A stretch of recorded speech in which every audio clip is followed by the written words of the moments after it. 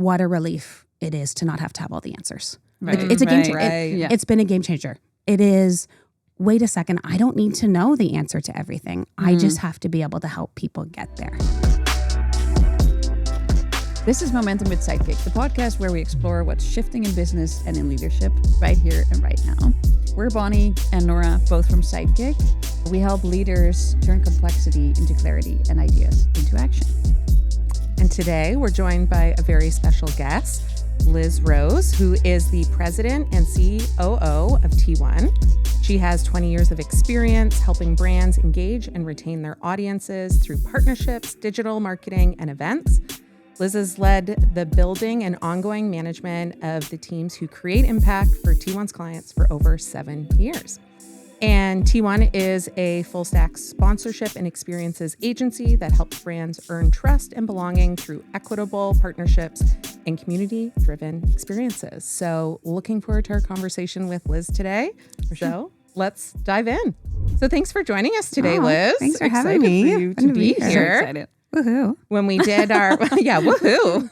When we did our first episode on facilitative leadership and integration, when we were developing the content for that, you were somebody we reached out to immediately to kind of get some of your real life experiences in that space, because I definitely look up to you, and having worked alongside you for 5 years, know you are a pro in this space. So excited for you to join today and share a bit of your personal experiences, the inside highs and lows of it, and maybe provide a little bit of insight for our listeners. Yeah, no, I was very flattered and happy to be here. Great. Yeah, and I couldn't agree more, because I think in our previous episodes we referred to these people as like everyone knows someone in their team or like in their close surroundings where it always just feels like whenever they are in this space, everyone just steps up a little bit. It feels like that glue. It's just everything feels a bit more connected. And to me, you're just a role model for that, right? And even to the extent that it seemingly is effortless for you, which I know, knowing you and talking to you, is not always the case. But The it bags always under my just, eyes would suggest otherwise. Yeah, no. You look great it today. feels effortless, and it just looks like it's coming so natural to you. So would love to dive into that a little bit more today. Like, what is that leadership style that you practice every day? How did you even get there or come to embrace it? But also, like, what is it costing you maybe? What is it? What benefits do you see from it? And also switching to like our listeners, like, is there anything that they can learn from it? Do we even think everyone can learn it? Right. So, I'm just really curious to hear your personal thoughts and stories around it. And as I said, and just reiterating what Nora said, a personal inspiration for me when it comes to like showing and seeing how much you care, but balancing that with this like level of pragmatism and keeping everyone grounded too. Right. And then hopefully not too much at the expense of myself. Right. I think that's always the balance. Yeah. Yeah. Mm-hmm. Yeah. Key Sure. point. So maybe to start off, as this is kind of a follow-up or part 2 to our the power duo of facilitative leadership meets integration as a leadership style, would love to know, what do those two words mean to you, and how have they kind of shown up in your personal leadership journey, so to say? Yeah. So lead a team of about 45 people, very talented, very diverse, like lots of different experiences, working styles, different things motivate them all. And when I think about integration and facilitative leadership, I think what's constantly on my mind, what my North Star, I guess, is like, how do I turn this diversity into a strength versus a friction? Like, how is this, how are we better because of it? So if integration is like connecting people, helping them prioritize, building the right processes, and then through facilitation, I'm helping them make decisions, I'm helping them have conversations and all of that, then I think when that comes together and there's just this clarity, it stops being about having all of the answers, and it just starts to be about alignment, decision-making, clarity. And honestly, for me, what a relief it is to not have to have all the answers. Right. It's a game changer. Right. It's been a game changer. It is, wait a second, I don't need to know the answer to everything. I just have to be able to help people get there. And once that's just really clicked for me, I think that's how I've realized, okay, this can be a superpower for me, and it can work in a lot of different situations. So yeah, I think when it comes down to it, for me, it's how do we get people to not just work well together, but think well together? Which there's a difference for me. It's like the processes in which you collaborate versus how we make decisions together. Right. It's like that unlocking this greater potential as a team and as a system. And in our last episode, we talked about high performing teams, considering them like a super organism. So what you described there and not having all the answers and kind of mobilizing these pieces is to help it live and breathe as a super organism. Beyond you. Yeah, for sure. That's cool. Sure. And is there a certain moment, core memory, if you will, that helped you come to embrace this or recognize it as a strength for you, and something you wanted to lean on? Yeah. So I listened to the precursor episode to this, the theory, and that changed everything. The theory. It just changed. Oh my gosh, my life has been changed. But I really related to the idea of like, why is this not celebrated? And I think for me, I'm like, maybe it's because it's assumed that people fall into this leadership style because of what they aren't. Because they're not might not be the visionary, or maybe that's a lot of pressure, or they don't like the spotlight. They're quieter. They're maybe more introverted. When I think for me, the light bulb has been, I don't have to be what I'm not. This is truly a strength that's valuable, and I would almost argue necessary for success. Right. Like I actually, now that I've realized, oh, this is a non-negotiable. We need this in order to be successful. Again, just open my eyes to embracing it, and not being just constantly in this struggle to push myself to be something different, or maybe if I just practice a little bit harder at public speaking, then that'll become my comfort zone. Why am I trying to create comfort zones that aren't there when I'm very comfortable in this other world that other people really shy away from or might not want to lean into at all? So it's for me, that really been the trigger, or I guess like why I would have embraced it. And then when I was thinking about my journey in terms of where I would have developed these skills, I think what's interesting is that would have happened in my work with clients. So historically, I would have really worked as a bit of a fixer. I was implanted as a team member, as a leader on teams on the brand side, on the client side. I was brought in to launch a product, figure out something digitally, build a team around something that wasn't working. And what I realized is that clients need the same thing. They need clarity, they need systems, they need ability to make decisions together. And that really worked for me. And it really allowed me to figure out, how do we bring people along for the journey? And they're going to be that much more willing to go along with the plan and find success. And it worked, and it just helped me develop this style that I think is very grounded in trust and transparency, and something that I think has stood the test of time, frankly, where we live in this world where there's just this expectation of transparency, both with clients, with the people you lead, all of that. So it's something that I think gave me such a strong foundation in how I bring people together. And again, to get to the answers, not providing the answers, not overrule the decisions, and just build this respect, trust, and credibility that I think is pretty paramount to this leadership style. I think it's hard to do if you don't have that trust and credibility first. Right. And so it sounds like you've been building it and developing it over time throughout various different roles, like not even in official leadership roles, if you will, like you were doing client work. The majority would not have started been kind of in leadership noticing roles. That. Yeah. And for then sure. Now kind of have transferred that into the role that you're currently in. I'm triggered by what you said around like embracing what you are instead of like thinking about what you're not, or like trying to be what you're not. And I think you also mentioned like that visionary role, which is, and we talked about that a lot too. Those are often the people that are in the spotlights and talked about as the heroes of the story.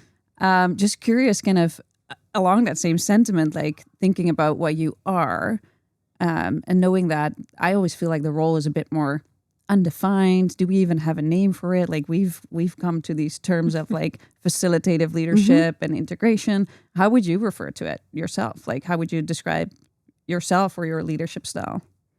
Yeah, I would definitely use the word facilitative. Not that I am and like Nora and I have talked about this before. I'm not a workshop facilitator. I'm not the person you're going to hire to do that. But I would definitely say, I would definitely use the word facilitative. I think I would definitely describe myself as an integrator. Yeah. But I think it's more about your ability to act with intention, to be patient, move slowly. Like these are the types of words I would use, like in order to get there. Right. Like over descriptive words or titles or any of that. Yeah. And having more about behavior. It's like more behavior driven, maybe. Yeah, behavior over mindset. And having observed you do this, you're very like in tune with people, right? Like I think you're very clear on why are we here? We're here for a business purpose and what is that? But watching you be very in tune to the people to bring that together, I think is also an interesting like behavioral driven piece. I think I think the other interesting thing in what you mentioned, sorry, and it is still aligned to that, I think, with the opposite almost feels like that visionary leadership style, right? Like those often feel, or leaders with that style often feel a bit like maybe even removed from like the ground or like where everyone else is, right? Like they think 10 steps ahead and feels like not approachable for people sometimes. So also knowing that you are working in an environment with two pretty like visionary leaders around you and working I get alongside two of them. with you. You get two of them. That's great. Just curious kind of how, what is that dynamic and how do you work with visionaries around you and what does that do to you? Yeah. So I think it like transparently would be intimidating. It was intimidating to start. But then honestly, what a relief. Like what a relief to have to work with two other people that have such clear vision, have such a way of articulating it that it's so great to just be the translator of that and the disseminator of that and the enabler of that to just really figure out how to bring it to life. And I think what's happened is we're all very respectful of our roles and what we can bring to the table. I think a client, in terms of feedback we've gotten on just how it worked, a client said, your team works so well because people want to work for your visionaries, but they want to work with you. So it's like, and this is like observing us as people paying to have our time. Like this is like in the action, in the business. Yeah. So that's just really, that means a lot to me in terms of how we've established ourselves as leaders in the company. And sure, there's ambiguity and overlap, and they have our visionaries have a lot of great skills with people and people development and all of that. So not to say our skills don't overlap, right. But for the purposes of how we run the business, I think we're able to make the sum of our parts much greater. So complementary. Yeah, extremely complementary. That's cool. Yeah, and it's like you each offer different value and maybe also like similar things, but it sounds like you found a way where that's also kind of being recognized, at least amongst the group that you work with, and appreciated. Yeah, totally. Yeah. For you personally, and you already kind of described a bit of that, like you called it a relief, kind of a game changer. So obviously it's a style that helped you grow and be more and show more of yourself and kind of your authentic self, it sounds like. What is the thing in how you lead that motivates you most? It truly is seeing that I can get the best out of people. Like when I'm sitting in a meeting and I'm watching someone else just thriving because we've got them in the right seat, because they're doing what they love, and they love it not because it's fun, because it's working for them. It's the best motivator. And it's not because I'm some warm, fuzzy empath, just care so much about the people. It's because I care about running a successful business. Right. I want us to be profitable. I want people to be working on all cylinders so we can build capacity to increase profitability. Like I'm not pretending this is out of empathy. It's how are we driving success out of, and which motivates me, being a successful agency is just getting the best out of people. And I do think that's what this leadership style does. It is highlighting a reality that is brilliance doesn't come from one person. It's when a group of people are really working together on something. The entire system. Yeah. People, the processes, the how you set yourselves up, all of those components come together. Yeah. I think it's also very much like what we've been referring to as human-centered leadership, right? Yeah. Like, which often is perceived as more of that softer, caring side of things. But it is, at least to us, how we think about it and have been talking about it, is very much that combination of like, yes, you care about people and you kind of try to get the best out of them and make them thrive, make them happy in that way. But also at the goal, with the goal of running a successful business and holding people accountable for the results. And that's ultimately what kind of that brings those two things together. Yeah. Brings those two things together. And I think because I'll often say this when we're like dealing with someone who maybe has performance issues, and what drives me to make those hard decisions is for the greater good of the rest of the team. So it's not that you care in a way that's for the greater good. Yeah. And then people respect that, and they're like, maybe they don't agree with every one of your decisions, but they trust it. Yeah. So I I know what think your it's- intention yeah. is. And I'm sure there takes some time, like having now 20 years in, so to speak, right? Like you have that credibility and people have seen time over time, walk the walk, talk the talk, and have seen the impact. But were there times earlier on, like to your point, not everybody believes it, that there were some challenges or tensions or stumbling blocks to getting to, because I hear you and I've experienced it myself. You're like, everything is clicking, humming along. We unlock some things that if this wasn't happening, I don't know if we would have seen that or thought of that. But are there some opposite pieces if folks are looking to try this and start to maybe flex these muscles or explore this? Were there tensions, challenges, stumbling blocks early on or even today?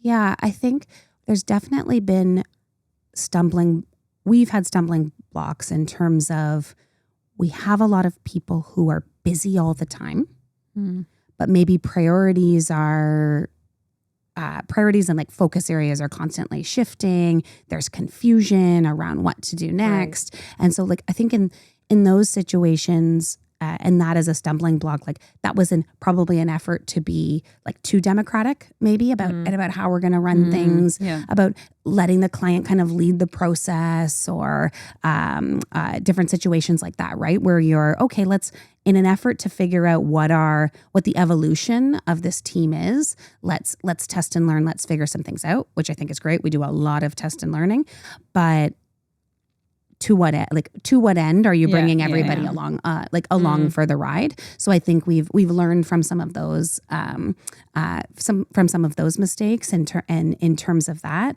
and really come out the other side by thinking, okay, if we need to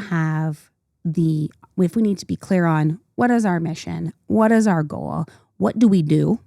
It's like, should be easy enough, but it's actually not, especially in like the marketing world. What do we do and how do we do it? Yeah. Cool. Those things have been decided. Right. Now the decisions we can make as a team they're not big. It's not that they're not big decisions. They're just lower risk. They're just like, they're lighter, and they give you this opportunity to try things out. Where I think maybe we had swung to, let's try that. Like, let's really get experimental here. Right. And that can be really hard for a team, especially of our size, to keep up with. Where everything seems to remain fluid. Whereas I think where it works, what you say is like there big decisions or direction is set, and within that, you kind of allow. Yeah, or, we have the you work with structure, we team. have Yeah. the systems, Yeah. and now we can make decisions around that to streamline based on the specifics. Like there's always new things. And if for folks listening, like, are there specific practices or things that you do, things in your back pocket that each day you like find yourself saying the same thing, asking the same questions? Like, what are some practical examples or tips you could offer? Yeah, I think I mentioned it a little bit already, but we test and learn a lot. So, and that can be right down to meetings. Like if something's not working, we have no problem. Like take a beat. Is it the cadence of the meeting? Is it the structure? Is it the participant list? We change it and we are very transparent about why we're doing it. Like we don't need to be performative here. Let's get to the root of it and fix it. So I think it's nipping those things in the bud quickly. And then for me personally, and I think maybe a bit of a tip, but I truly try. I don't get this perfect. I'm not perfect at this. I don't get it right all the time, but I try to check myself before I enter any room in terms of like, what is the energy that I'm bringing into this room? Right. Am I, and whether that's virtual or not, am I appearing like I am accessible? Am I approachable? Am I appearing like I am going to not be too busy to like consume this information or whatever that's like, there's already such a power dynamic that it can exist, especially once you're a leader. Why amplify that? Like, how can you possibly expect people to feel comfortable and willing to contribute if they don't feel like this meeting or this interaction is something that you're truly present for? So I think it's a lot of that. And then it's preparedness. Like the difference between a day I'm ready for and one I'm not, it's night and day, right? It comes through in our, I know you guys have talked about EOS before, but like our level 10 meeting scores. It comes through in reschedules. If I'm rescheduling on people, how people feel supported. Like I think all of that, it's just so important. And it's just about acting with intention. Like facilitative leadership, I think, is acting with intention and not letting it be passive. Right. Yeah. And being honest about it too, right? And forthcoming. And I like this kind of thinking about, and we've talked before that this facilitative leadership style and integration is about like architecture of how the work gets done and how we interact to bring value together. It's just not about doing the work and executing and seeing through, but taking it beyond not just the words, the systems, the processes, but like, how are you showing up? Like, how are you entering a room? Because it's very easy to go either virtually or physically from one place to the next and throw in and stuff. And it's like, oh, that's creating a vibe that's disrupting the facilitative nature or integrative nature of what we're trying to do right now. And that's maybe one of the hard things about this style. Like if I go back to kind of your question around that, is there is a high expectation there that you are going to show up in a certain way, where maybe visionaries are afforded a little bit more grace when it comes to how they show up in a room and how and because they're driven to get to a certain answer. So I'd say that's definitely one of the more trying or like tiring parts of it. Yeah.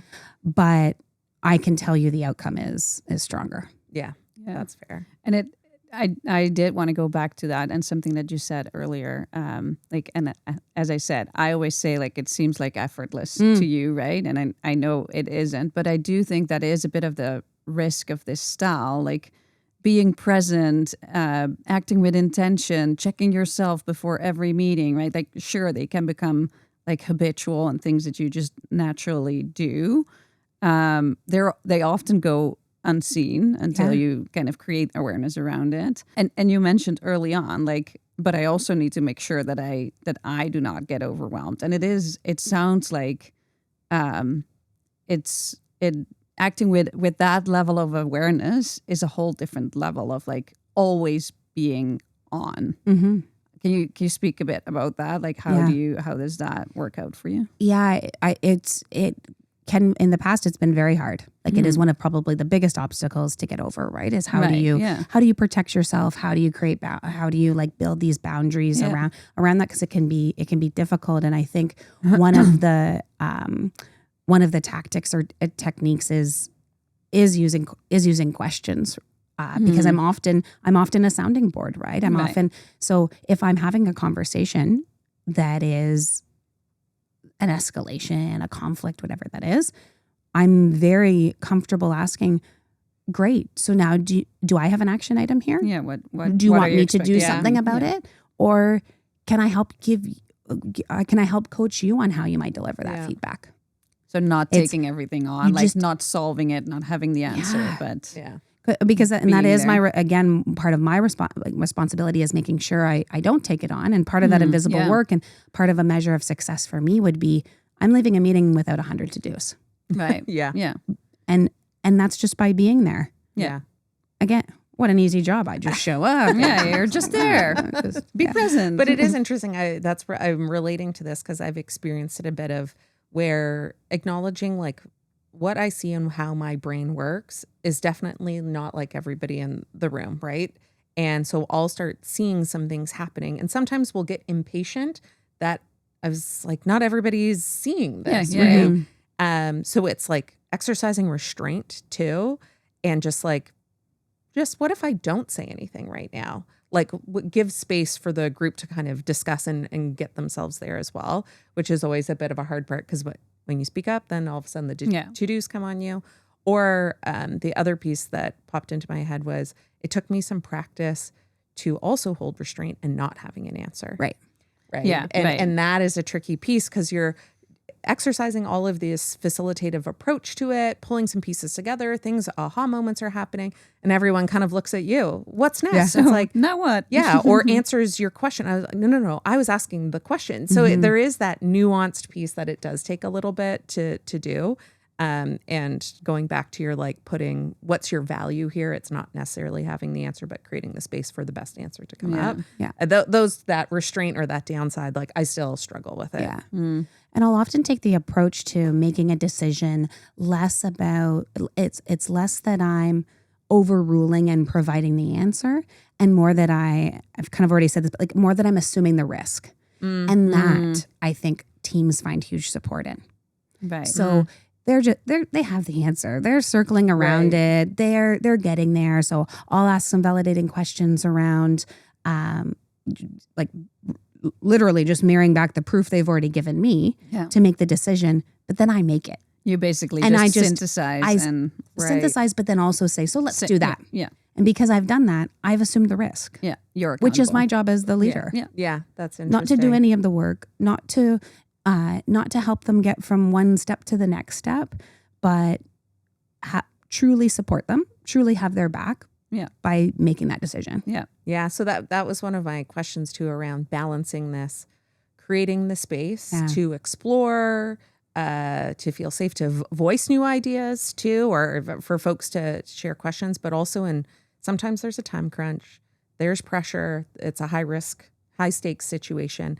How do you balance creating that space for discussion and voice and safety to speak up and contribute while also being we got to make some decisions and go here because I feel like this is feedback I've received, but is this isn't consensus, the consensus feeling, it could be the death of us sometimes. Right. Yeah. So can you speak a little bit more to how you balance that? And is it sometimes just given the situation we're in, I just got to make a decision and people are cool with that. Yeah.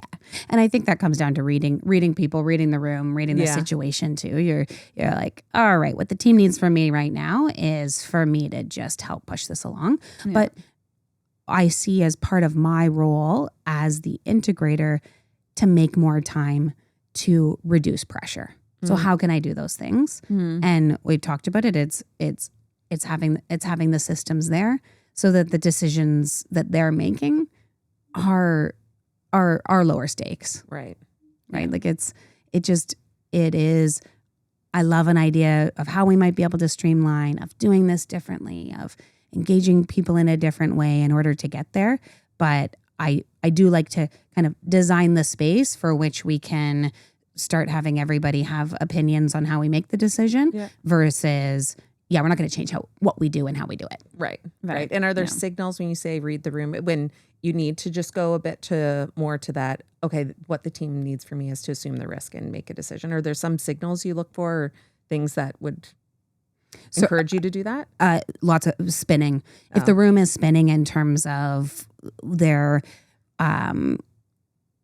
unable to make a decision. Like it's clear, it's often when they're unable to make a decision. Right. It's like things are not happening here. Maybe we're having the discussion because it's a result of an escalation or a result of feedback we've received. Right. So those are tough conversations, and it requires people to be like accountable and own things in those conversations too. Right. So they're not going to be comfortable conversations. So I'm not here to make it comfortable.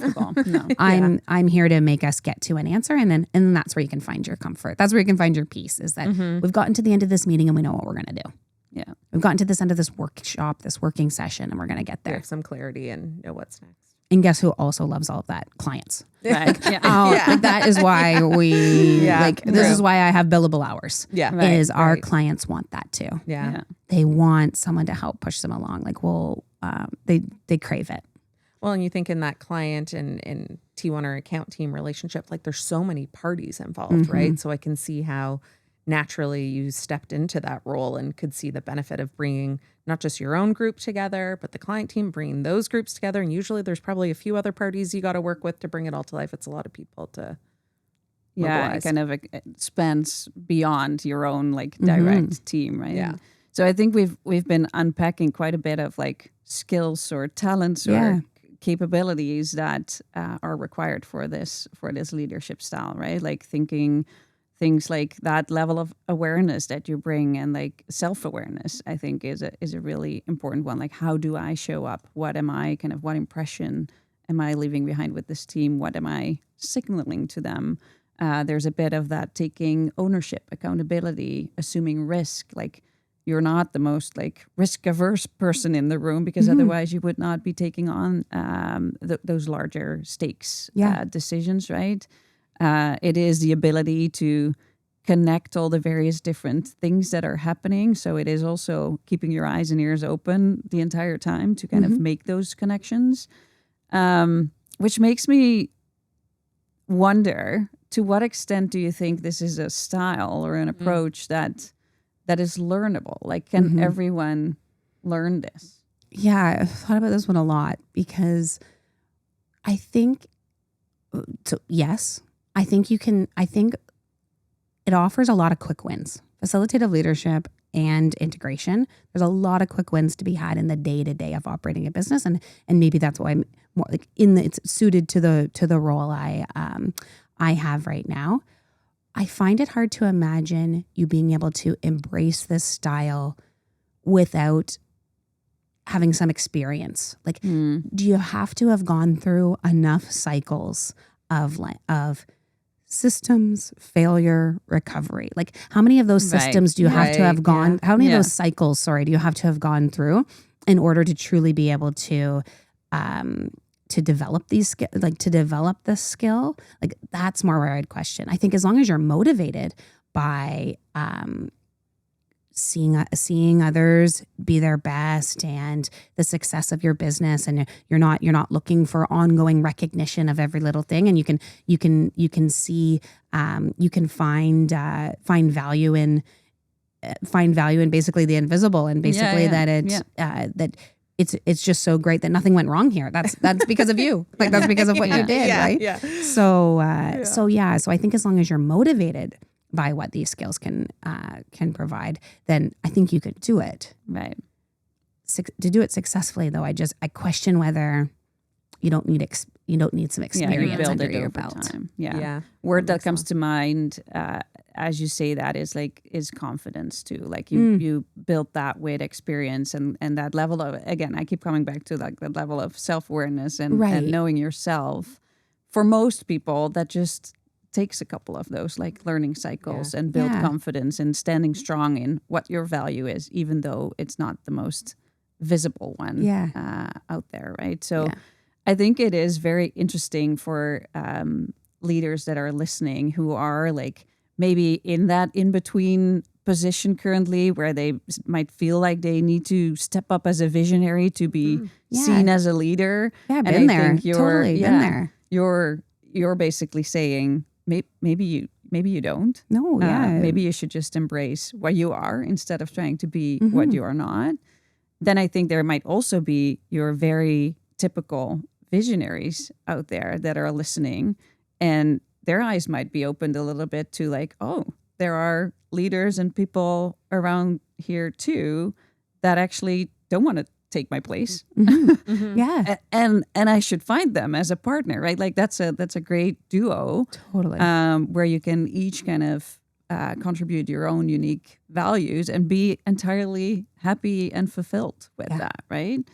And then I think there might be people like you a couple of years ago where you're working in client teams and you find yourself like integrating and facilitating a lot of these groups and people dynamics, and maybe that sparks, or kind of this conversation sparks something for that group too, in like, oh, these are skills that are actually transferable and very important leadership skills to have, where they may not have thought about themselves in that way. Yeah, especially in a world where there's a lot of generalists these days, Yes. and I would define myself as a generalist, and it goes back to not needing to know the answer, Yeah. right? Yeah. But being able to make the decision, You're not the expert on the content, but you might be the expert on the right? process. And or I the feel like dynamics. that would make this.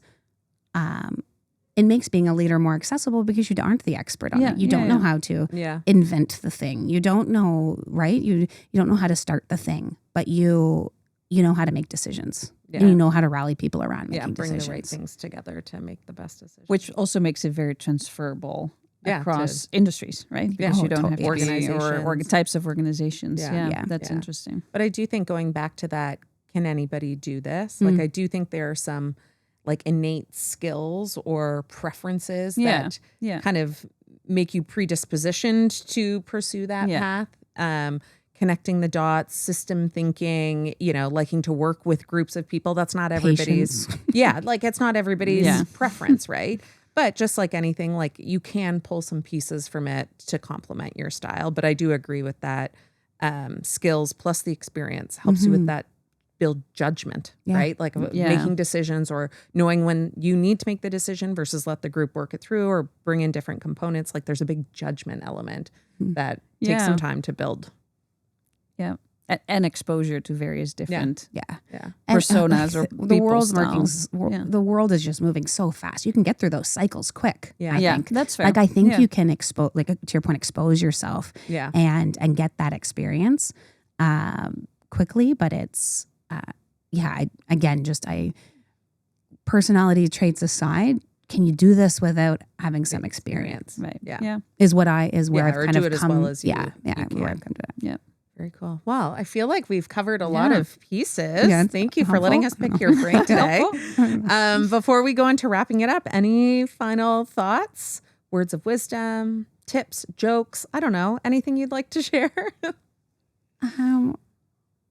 No, I would just say one of the greatest compliments I have received as a leader today is somebody said to me after we were getting through like a really heavy meeting of like planning and workshopping, and they said, we had one of these meetings yesterday, and then you came to it today, and everybody just showed up differently. Mm-hmm. They showed up. They were better versions of themselves because you were there.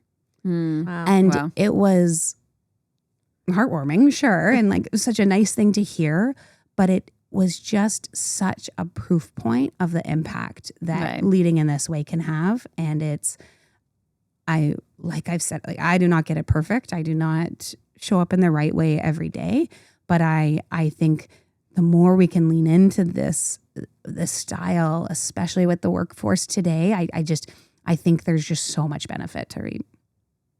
Fantastic. Oh, I love Very that. cool. And some things to kind of wrap us up. I think that I wrote down a few notes as you were dropping some good nuggets today. But I liked how you opened up with leaning into what you are and what you're strong at and where you can add value to the collective system, not necessarily what you're not good at. And I think when everyone's working on development plans or their personal growth, working with coaches, you always tend to go to, what am I not good at?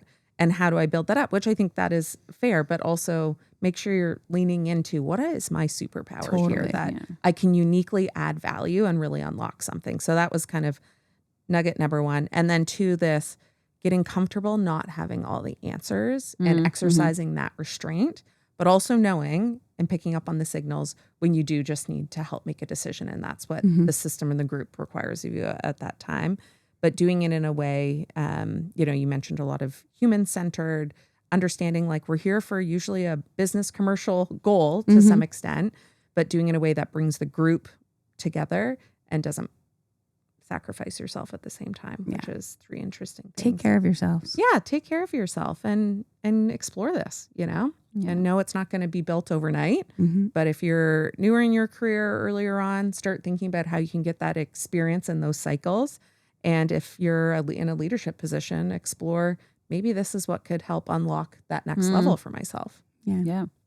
It's a great segue actually Oh. into what we like to do in our listeners challenge. So what I've been thinking is, as a listener, if you find yourself usually kind of being more comfortable in that, like either the doer mentality or having all the answers or taking on all the action items, or you recognize yourself more in like that natural, like visionary and idea generating type of mindset, take a pause and just identify one small shift that you can make, whether it is checking yourself before you enter the room, restraining yourself in giving the answer or taking on the action items, asking a question instead of providing an answer.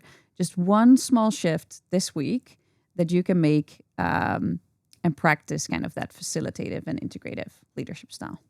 How's that? That sounds good. And I want to know how it goes. But with that being said, thank you, Liz, for taking the time to join us today and for our conversations leading up to this. And I know much more that we'll continue to learn from you over our years to come working together. But to our listeners, thank you for joining us at Momentum with Sidekick today. If you want to be part of the conversation, we'd love to hear from you. Subscribe, follow us, drop a comment, and we'd love to hear what you're getting up to out in the world. And we'll see you next time.